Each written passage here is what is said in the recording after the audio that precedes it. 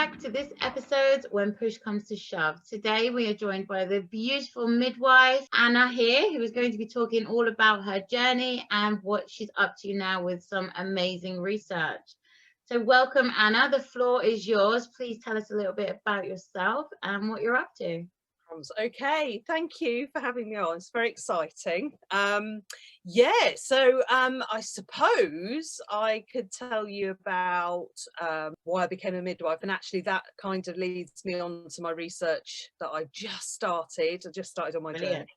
So I started as midwife back in 2009, which is when I started my training, and that was off the back of my birth experience, as is often the way. So I had my daughter in 2008. I had obviously wasn't a midwife then. I wasn't particularly engaged in the birth world, actually. I was doing something really different. I worked on building sites, so that's a story for another day. So I had her back in 2008. It was a hospital birth, and I birthed her on my back and ended up with quite a significant third-degree tear, and I will overshare because I do, but I had quite a significant third-degree tear. Not a great experience. Wasn't kind of not a lot of being listened to. All the stuff that now I know is not great, actually, but back then I didn't know any different. And I think having then had that experience, I thought, I wonder if I could train to be a midwife, and I did. So I applied and graduated in 2012. Wow. And it's kind of during that sort of my student journey that I became kind of interested in the things that I am now. I firstly really engaged with research. I found it incredibly exciting, which not a lot of my peers did, I have to say. But I really enjoyed it, the process, and sort of discovering experiences and how that can sort of influence care, but equally how to critique. Because you have it really drummed into you know, when you train as a midwife, about advocacy and listening to women and birthing people. But those tools aren't always about the hands-on and doing too. It's often about the behind the scenes and influencing, I feel, influencing care through being able to pick apart the evidence, and is it really evidence? So I used to get a bit excited about that, which is really sad, but not from my perspective. I had some amazing mentors. Obviously, they're not mentors now, supervisors, but I had some amazing mentors. So my community mentor when I was a student was seen to be the home birth queen. So home birth for me was kind of, you know, it was just a thing. It was the thing when I was a student. But I also had some really inspirational mentors sort of in the institution as well, who really supported me. Anyway, so that was that. I then graduated and got pregnant. By this time I was I'd put on a bit of weight, because trying to be a student, trying to be a midwife kind of does that to you. So when I became pregnant with my second, of course I was going to have a home birth, but I was also raised by my third-degree tear. So that was quite I thought I was going to come up against quite a lot of resistance. And actually what happened, because I wasn't working in the trust where in the area where I birthed, but what actually happened was that there was a consultant midwife who was really supportive, listened to me. Obviously I had that kind of background and evidence to be able to draw upon, and I never actually met that resistance to have that home birth. So I had a beautiful home birth on my front room floor. Out he came, and ever since then kind of my focus has been on supporting women who make choices that might make people feel a little bit uncomfortable, midwives make a bit uncomfortable, but actually looking at how we as an institution, as the NHS, as midwives, as obstetricians, can support those choices. So that was that, really. So I spent some time as a rotational midwife, did a bit of diabetes care. I then was lucky enough to set up a home birth team, so that was really exciting. You know, one of the bits of my career that I'm really the most proud of, and the team are amazing, and they're still going now, and they're bigger, and they're, you know, just some of the most inspirational midwives I've ever worked with, and actually some of the most inspirational women I've ever worked with. And then I left the NHS to go into education. So I spent 3 years as a lecturer in midwifery, which I still do now across a couple of universities. But then I left that at the end of last year, so October last year, to start PhD. And my PhD research is around exploring the experiences of women who make non-normative care choices. So those kind of choices, like me, raised BMI, third degree tear, wants to have a baby at home. So sorts of things like pre-cesarean sections at home, which obviously cause quite a lot of anxiety with some clinicians, free birthing, but also choices along that continuum, so the sort of maternity care continuum, so right from the word go, when people decline screening, when people are declining examinations, they don't want scans, that sort of thing. So that's how we're defining non-normative care choices. And my research will, over the next couple of years, look at how women and birthing people experience that, the sorts of kind of barriers they come up against, and actually what facilitators there are, and what are the influences from that perspective as well. So what influences those choices to be made. I'm just at the end of finishing my literature review at the moment, which I'm really excited about, because I've got some really interesting findings which I can't wait to share with people. I can't just yet because I'm just writing it up. But that's next time me. you come on, you can share those. Yeah, absolutely, I'll be really excited to, and I'm hoping to start recruiting kind of sort of late this year, actually, goodness me, once I've got through ethics and stuff like that. But yeah, it's really exciting because it's whilst we understand some of the experiences around some choices, so particularly free birth, maternal request, cesarean section, high risk home birth, and I'm mindful of my language there because I don't really like calling it high risk home birth. You know, there's a body of evidence there that can't necessarily be extrapolated and applied to those other non-normative choices. Yeah, so that's where I'm at. It's quite exciting. That's amazing. That is just incredible. There's so much going on there. Yeah. What an amazing study to be doing right now, especially when we're seeing this rise of free births, and with the whole COVID restrictions being brought in.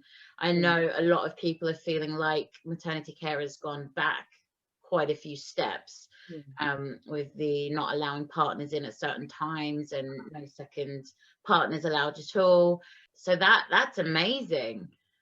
It's going to be interesting to sort of go down some of the avenues that haven't been explored before, because you're absolutely right. I think COVID has uncovered some quite profound inequalities, and you know, apart from the obvious ones, but things like not allowing partners in, etc., etc. I was finding that quite distressing, seeing it from the outside, because I haven't been working within the NHS during that time. Right. And actually, as somebody that likes to be able to try and change things, that's been quite troubling, actually. So yeah, it's the right time for this, and there's a body of research that is developing now. I mean, certainly I've got colleagues that have looked at midwives, you know, how midwives support those choices, and there's a growing evidence base, but what is missing is the women's voice in all of this, the women and birthing people's voice. Certainly I did a piece of research for my master's which looked at how midwives support women and birthing people who want to have home birth with complex needs, and that was quite interesting because quite a lot of the conflict came within the institution, actually. And I wouldn't want to say too much about that, because actually there's again a bigger body of evidence now that supports those findings. So yeah, it's really exciting, because now's the time to be sort of looking at how we can support women and birthing people to make those choices and almost make them not non-normative. Normalize the unnormal choices. Yeah, I kind of hesitate to say normalize them, because I know that can be controversial, but it's about making or providing the evidence so people could feel more comfortable to be able to support women to make those choices, whether they be the perceived small choices like, I'm sorry I don't want a vaginal examination, or I'm sorry I don't want bloods doing at booking, that's, you know, it's my choice, all the way up to the larger, do you know what, I've had 2 cesarean sections and I want to have my baby at home in a pool. Because I get it as a clinician how that can make you feel uncomfortable, but actually we have to be able to acknowledge that we need to support women in their choices. Absolutely. I think it's really important to note that women can decline absolutely anything they want to, and they can also accept, but they don't have to. And I think it's really interesting because here, when push comes to shove, we get messages of, you know, I wasn't allowed to do this, I was told I couldn't do that, and I have to do this. And it's amazing how many times I go, oh, you don't actually have to do that if you don't want to. Oh, but I have whatever, I have diabetes, or I've had a previous cesarean. And we then, well, even so, you still don't have to do that. I know that there was a thread a little while ago on Twitter with a lady who was told by her midwife that free birthing was illegal. Yes, I saw that. Oh, you did? Yeah, that was really interesting because obviously it's not in the UK at all illegal. You can birth however you choose, wherever you choose, with whomever you choose. Yeah, absolutely. And there's a lot of education to be done around that, and this kind of goes back to why I do what I do and why I'm doing my research. I call it my research. I mean, it's not, it's everybody's doing, but you know, this is why I'm doing this research, is because I suspect that the pushback and the you're not allowed to do that comes from a place of fear, for a variety of reasons, but it's for a place of a lack of education. And yeah, I saw that too, and I absolutely, yeah, and that's difficult because I think, yeah, I went into my pregnancy, you know, wanting a home birth, expecting that pushback, and I never got it because the midwives, and particularly that consultant midwife, was facilitative of my choices, because she took the time to listen to me and she took the time to hear what I was saying, and understand why I wanted to do what I wanted to do. And she wasn't coercive, she wasn't pushy. I'm quite lucky now because that consultant midwife went into education, we worked together, and I'm very, very lucky to call her a friend. Didn't know that at the time.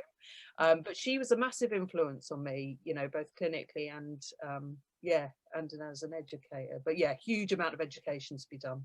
Do you see a big difference between trusts and areas, or is it more individual trusts rather? I think that, I mean, that's a big question because I don't. Or is it more individualized on the midwives? Again, that's a really big. I suspect that, and I say suspect because I don't know 100%, but there will be variation across trusts, and that will be for a variety of reasons. And there will also be variety in terms of midwives as well. I mean, certainly looking at some of the newly qualifieds that come through, I can understand why they're fearful, and particularly if they've, you know, trained with midwives equally that are fearful, that kind of perpetuates it. But I think there is a shift now, particularly with the new midwifery, or the standards, the NMC standards for education, where these are the sort of discussions that need to be had at student level. And certainly I hope once I finish my PhD to go back into sort of midwifery education, because that's a real passion of mine, is to, you know, advocacy isn't just one thing, it's about being able to have that evidence and being able to have those conversations. Went on a bit of a tangent there, sorry. No, that's amazing. You know, it's having open conversations, but also we have to phrase them in a way that is not going to upset people. And obviously, you know, women make choices on the information that they have, and if they're not presented with a fully rounded set of options, then they're only going to make their decision on what they've been told. Absolutely. I was going to say, it's really important that we understand women's values, their beliefs, and when we're talking about the risks, we need to make sure that, you know, we understand where that woman's coming from in relation to what's important to her and what the material risks are for her, and it's that informed consent conversation which it's difficult to learn how to do that effectively, and not everybody gets it right. I've not always got it right, but you learn by that, and again, we learn by listening to the women and the birthing people, and that's I think that's really important. Absolutely. I had a lady on the other day, which the video will be live soon. She mentioned that she had a high risk pregnancy and was pretty much coerced down a route that she wasn't 100% happy with, but didn't realize that she had more choices. Yeah. And she had mentioned that she felt like the midwives were almost scared to allow her to take a risk that she was happy to take. And she brought that back to perhaps the midwives not having a good debriefing system. And so midwives seeing certain things that have ended in a traumatic event, then going straight into another birth, perhaps that means that they're a little bit more hesitant to then let the next woman who's experienced similar circumstances to go down the same route. I just wondering if you have any input on that side of things, because we see a lot of burnout in midwives pretty early on.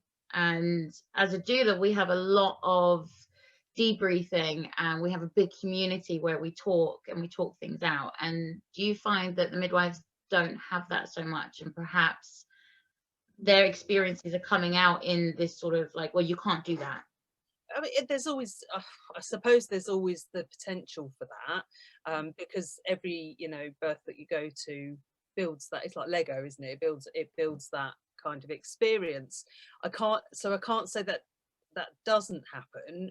In terms of debriefing, I know that does happen in the vast majority of trusts, and again, that is trust dependent, but certainly the trusts that I know, they do have that. And there's quite a lot of work done by Sally Pizarro, who talked about trauma in midwives and how that sort of manifests. So again, there's a growing evidence base that kind of will influence it, and we know it will. It's a difficult one to answer because it is very trust specific as well.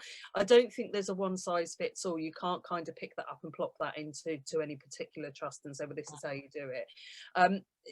We as midwives, we're encouraged to be reflective, and to reflect on the care that we provide, and certainly students will do the same thing as well. And effective reflection, a bit of alliteration, but effective reflection, I like that, helps with that, and engaging with PMAs as well.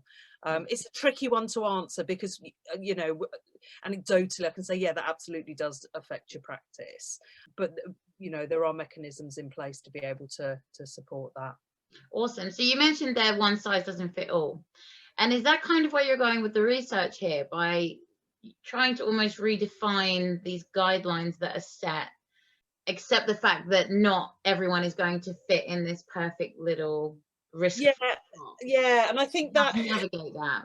Yeah, and it's understanding from my perspective and how my research, I'm hoping it will kind of pan out, and is understanding how where those flaws are. I think, I mean, it's difficult to say because of the method that I'm going to be using, and I don't want to preempt my kind of the findings, but we know that guidelines don't fit everybody, and they can't. We've got how many thousand number of birthing people having their babies every year. One guideline doesn't always fit them, but again, there are a number of us working to develop that evidence so that perhaps we can expand those guidelines, we can provide support and guidance to be able to support those women, because when it comes down, it is all about individualized care and ensuring that, go back to it again, make sure they're heard and listened to, because often that will then nip in the bud things like the coercion and stuff like that. Yeah. It's a difficult one to answer because I want to come and save everybody and make it right for everybody, but it's a big ask, I have to say.